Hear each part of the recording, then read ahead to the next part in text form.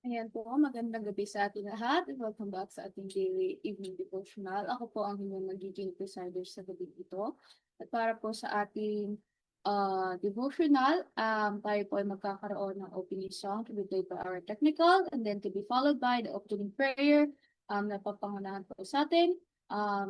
Nagatumpa. And then after po nun ay mapapakinggan na natin ang speaker sa gabi ito na si Brother Renz Donawen.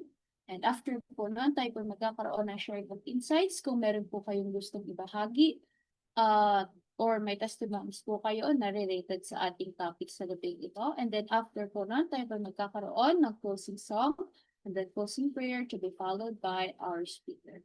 So yun po ang pagkasunod-sunod ng ating programa sa gabing ito. Kaya ngayon po tayo ay dumako na sa ating topic.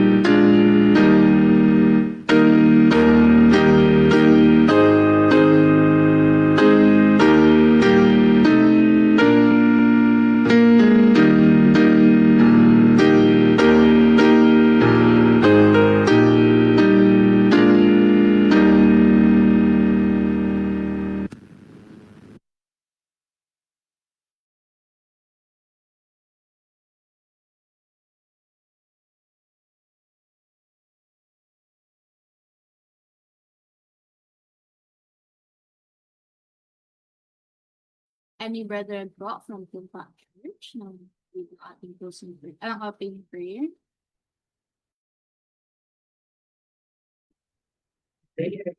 Father, thank you for the news to come.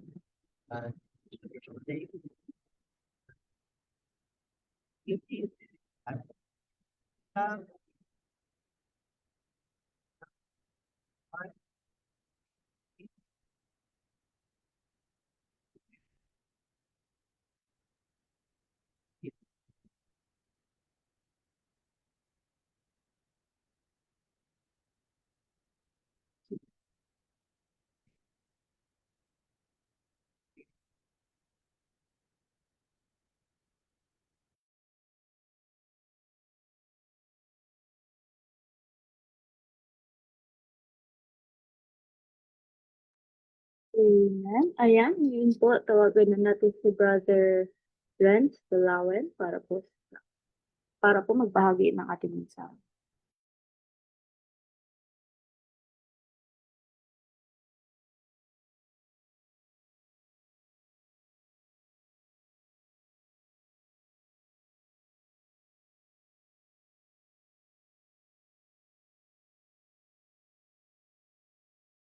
So, hello. Rinig po ba yung audio ko? Yes And po. kita po ba yung presentation?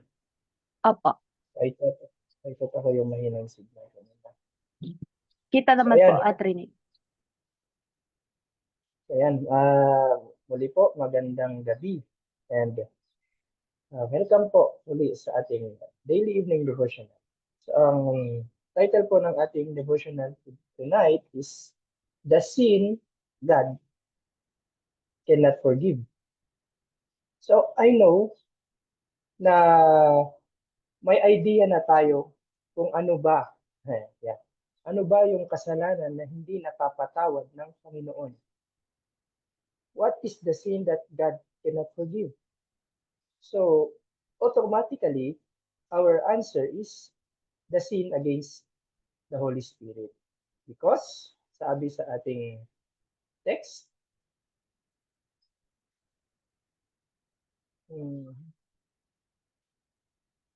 wait lang. Dinig mo mo.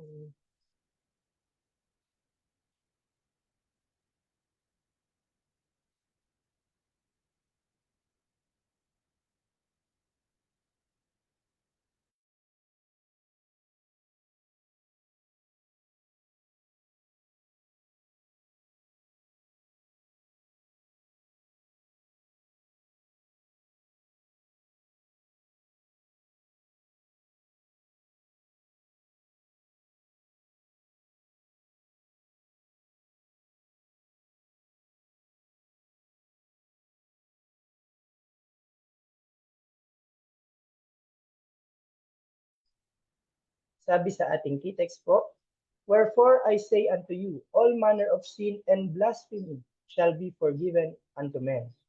But the blasphemy against the Holy Ghost shall not be forgiven unto men. So, pagkasala na tayo sa Son, so kahit i-blaspheme natin yung si Jesus Christ, so may pag-asa pa tayong ma-forgive. But the blasphemy against the Holy Spirit is not, hindi po, it is not forgivable po. So why? So, isipin natin, ano ba yung kasalanan against the Holy Spirit? What is the sin against the Holy Spirit or the Holy Ghost?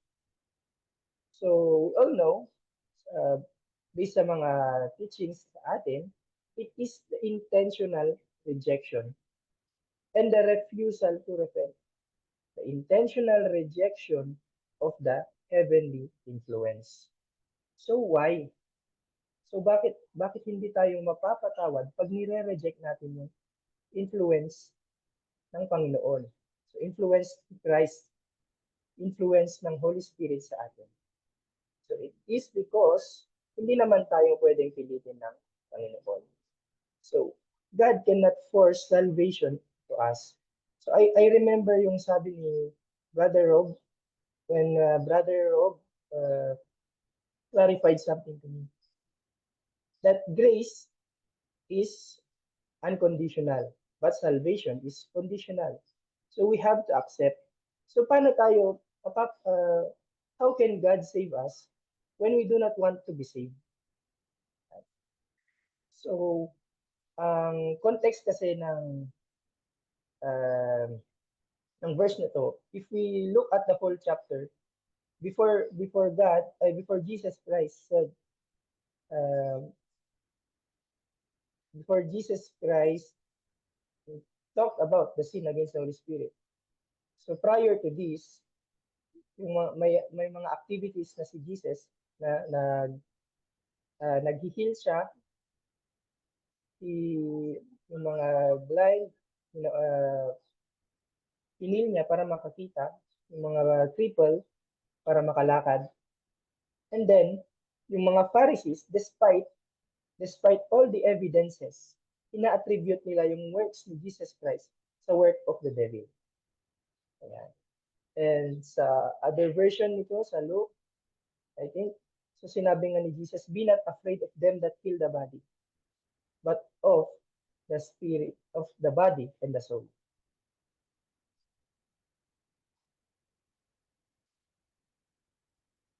O yan, di na ulit mo-move. Yeah.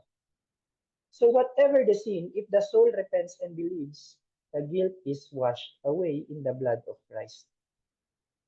But he who rejects the work of the Holy Spirit is placing himself where repentance and faith cannot come to him. So, the sin against the Holy Spirit is tayo ang naglalayo ng sarili natin sa grace ng Panginoon. So, it is by the Spirit that God works upon the heart. So, nakita na, if we, tayo na believers, na hindi tayo Trinitarian, alam natin na ang Spirit of God is not a persona, but an influence. Di ba po? So, when men willfully reject the Spirit and declare it to be from Satan, they cut off the channel by which God can communicate with them. So, isipin natin kung ang Spirit is co-equal ni Son. Bakit? Why is the sin against the Son forgivable but not the Spirit? So, it will create a mystery. It will create a deeper confusion po. So, dito pa lang, clear na ang Spirit is yung influence ng Panginoon. So, if we remember from the days of Noah, di ba ang dami ng evidences, di ba, when the animals entered the ark, it is the biggest evidence that there is a certain influence. So, there is a divine intervention kung sasabihin natin. But the people at the time chose not to believe. So another physical manifestation of the sin against the Holy Spirit is when the Jews stoned Stephen, diba? They covered their ears. So it is a physical manifestation that they rejected the Holy Spirit. They sinned against the influence. So wala na talagang pag-asa na tatanggapin nila ang grace ng Panginoon. So when the Spirit is finally rejected, there is no more that God can do for the soul. So wala na talaga. Because God cannot force us to submit to Him. So it is contrary to His law of love para i-force ng Panginoon ang salvation sa atin. It is not God that blinds the eyes of men or hardens their hearts. So He sends them light to correct their errors and to lead them in safe paths.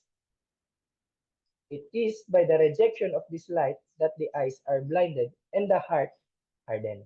So often, the process is gradual and almost imperceptible. So, ang pag-walk natin sa path ng Panginoon is also a process. So, it is not, ang process ng salvation is also, ang character building natin is also little by little. Sabi nga sa kanta is one day at a time. So similarly, the process of fall of our downfall is also gradual. So hindi natin napapansin yan. So every time that God sends a light to us, every time that we reject the light, the more and more we are susceptible. More and more na hindi na natin tinatanggap ang Panginoon. So we are the more na nagiging kalos tayo. So the next light na ibibigay sa atin, mas may tendency na tayong mag-reject nun. Light comes to the soul through God's word, through his servants, or by the direct agency of his spirit. But when one ray of light is disregarded, there is a partial benumbing of the spiritual perceptions, and the second revealing of light is less clearly discerned. So, ayan. So, we need to be careful po. Po. So, wag nating, wag, we should not take lightly the light that God gives to us. So, by continuous rejection of God's light, we are more and more embracing the, we are more and more embraced by the power of Satan, by the darkness. So, the darkness increases until it is night in the soul. So, in science po, wala naman talagang darkness, diba? Darkness is the absence of light. So, darkness doesn't exist, but it it is the absence of light. So, the more pala na hindi natin nire-receive ang light, the more na nag-i-increase yung darkness sa atin. Until it is night in the soul. Until hindi na tayo pwedeng isave ng Panginoon. So let us be careful po. God sends, sabi nga dito, God sends mga servants siya sa atin. We do not know who God uses as our influence. Pwedeng ginagamit niya yung mga friends natin, yung mga kasama natin sa church. So when we disregard pala yung mga warnings, or when we disregard yung mga teachings, mga sinasabi sa atin ng mga kasama natin na ginagamit ng Panginoon, we are more and more increased in darkness. So it is not necessary for us to deliberately choose the service of the kingdom of darkness in order to come under its dominion. We have only to neglect to ally ourselves with the kingdom of light. So, ayan po. So, it is not, hindi naman kailangan na, it's not necessary na i-follow natin si Satan. But when we reject God, parang ganun na rin yan. The most common manifestation of the sin against the Holy Spirit is in persistently slighting heaven's invitation to repent. So every step in the rejection of Christ is a step toward the rejection of salvation and toward the sin against the Holy Spirit. So, yung mga unbeliever may pag-asa pa yan. But when we choose not to believe, gaya ng mga Pharisees, yung mga Pharisees naman, they heard the Spirit's voice in their hearts. Nakikita nilang yung mga miracle ni Christ. But, of course, pag finalo nila si Christ, kailangan i-reject nila yung sarili nila. They have to give up their pride. So, how about us? Is there something we can't give up? When Christ's hand is especially outstretched sa atin, is there something we can't give up? Can't we take up the cross that Christ gives us, that comes with salvation? Because the yoke is, what sabi ni Christ? My yoke is light. Okay, so let us ponder upon that. So when the soul surrenders itself to Christ, a new power takes possession of the new heart. So, this phrase gives us hope. So, kahit gaano tayo nasa darkness, but when we choose to surrender, diba, yung the complete opposite, when we choose to surrender ourselves to Christ, a new power takes possession of the heart. So, magkakaroon ng light sa atin. And, of course, yung light na to, mag-i-illuminate din. So, masishare natin to sa kapwa natin. A change is wrought which man can never accomplish for himself. What can we accomplish by ourselves when our nature is already fallen? Diba? So only through Christ can we accomplish. It is a supernatural work, bringing a supernatural element into human nature. The soul that is yielded to Christ becomes his own fortress, which he holds in a revolted world, and he intends that no authority shall be known in it but his own.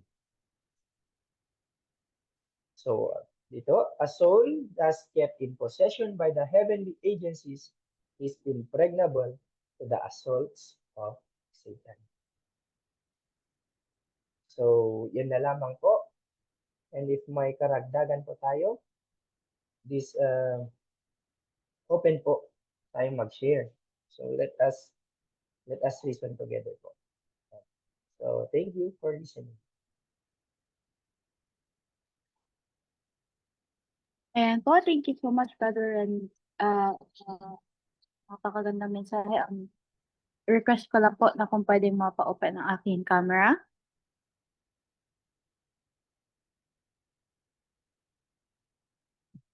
Pero, ayun nga po.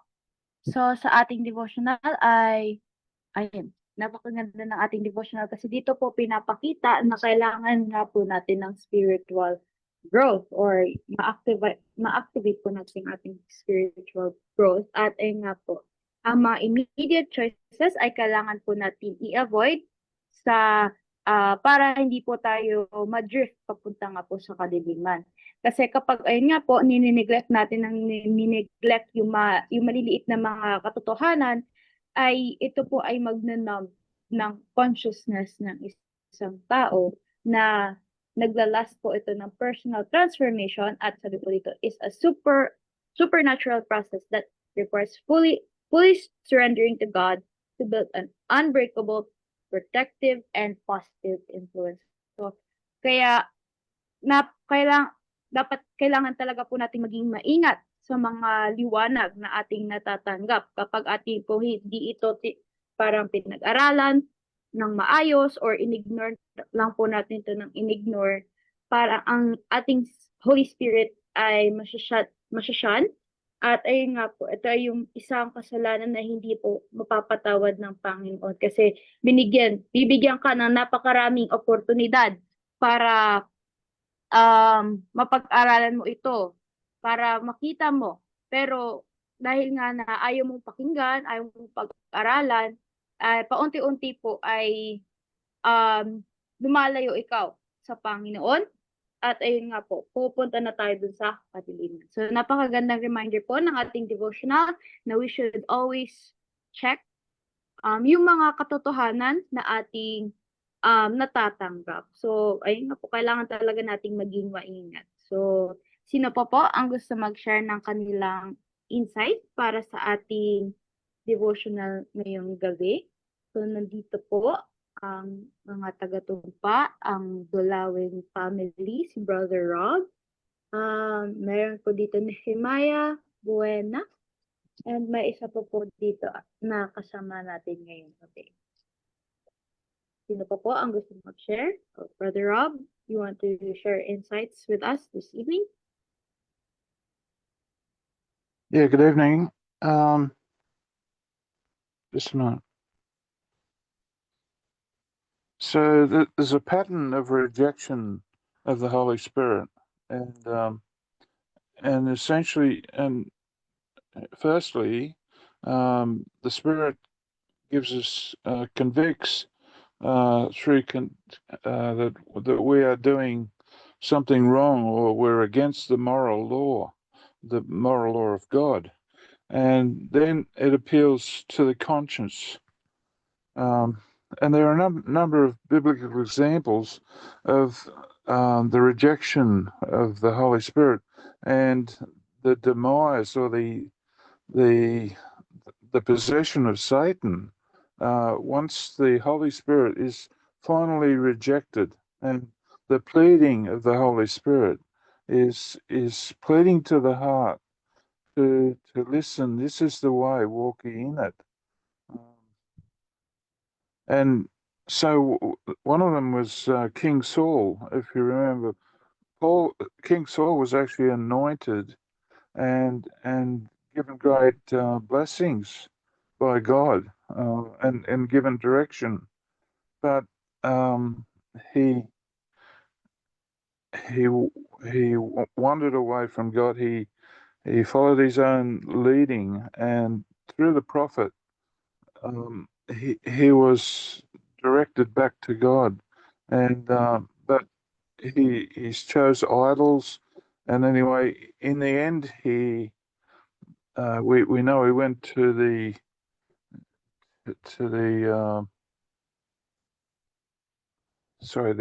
the witch of Endor, and he ended up with rejecting God, and so this was a sad outcome of the rejection of the Holy Spirit.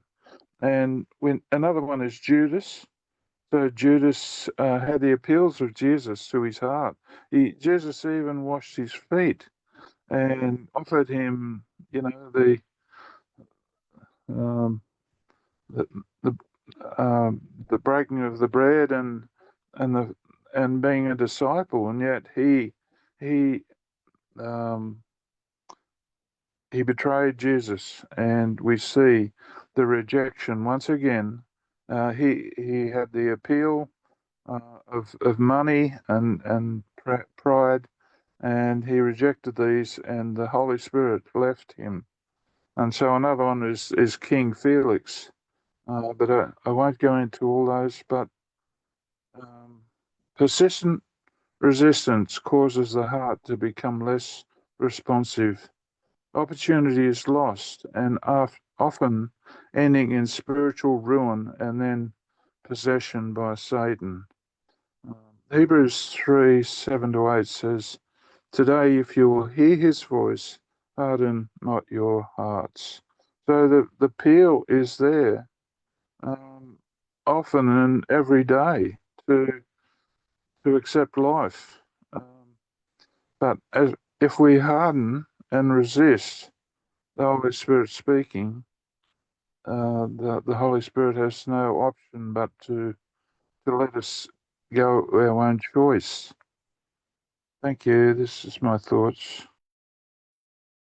Amen. Thank you so much, Brother Rob, for sharing much his insight this evening. Anyone else na gusto mag-share po ng kanilang insight or testimonies related po sa ating devotional ngayong gabi?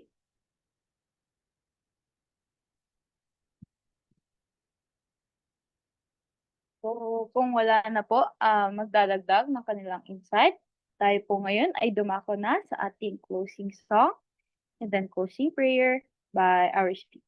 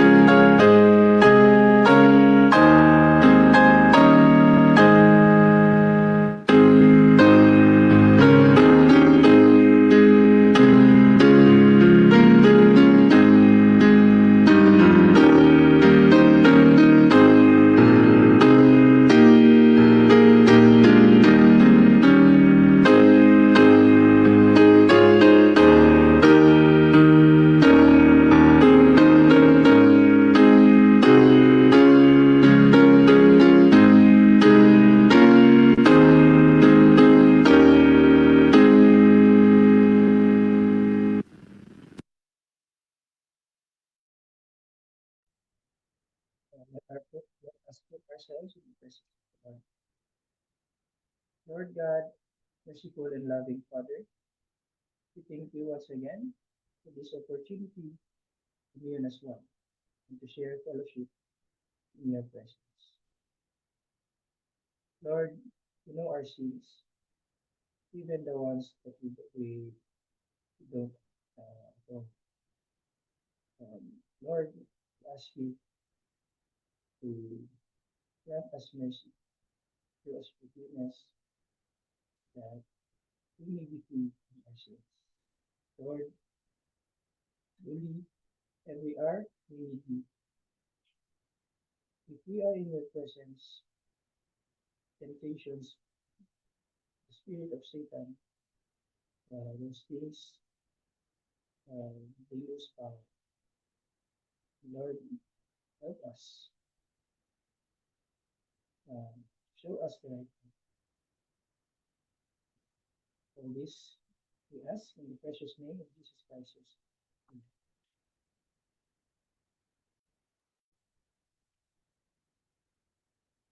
Amen. And thank you so much, Brother, sa napakaganda at sa pag-read ng ating closing prayer sa gabing ito and sa napakagandang mensahe na iyong binahagi sa ating ngayong gabi. And thank you so much sa lahat po na nakasama natin dito sa Zoom and sa mga nanonood po sa Facebook Live. Sana po ay samahan niyo kami muli bukas ng umaga para po sa ating daily morning devotional and bukas po ng gabi para po sa ating daily evening devotion. Dito po nagtatapos ang ating programa sa gabing ito. Kaya once again, good evening po sa ating lahat and God bless us all.